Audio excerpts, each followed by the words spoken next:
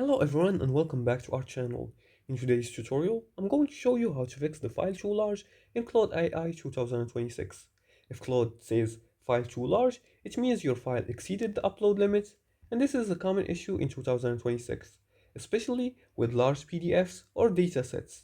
The fix is simple once you know your options. So let's start by following these few simple steps.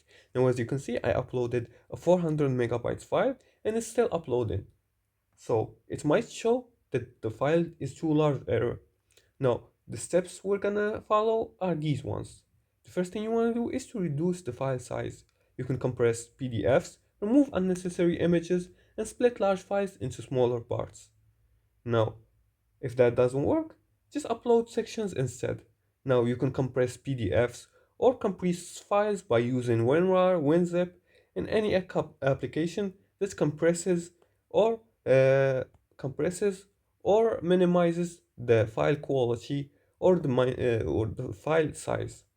The second step is to upload, like I said, sections instead. Instead of one large file, upload chapters or sections separately and ask Claude to summarize each part.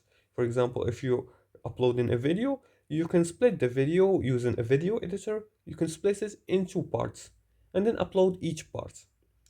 You can also use text instead, copy and paste important sections directly into the chat if possible. Like if you're uploading a, a, a PowerPoint file or a PDF file that is too large, you can copy the key points or the parts you want to copy into the conversation and then ask each question, etc. Now the file is too large error isn't a bug, it's a limit. By splitting or compressing files, you can continue using Claude without issues. And you can also upgrade to Pro plan by clicking on the gear icon here. And then you can click on the upgrade to be able to upload very large files.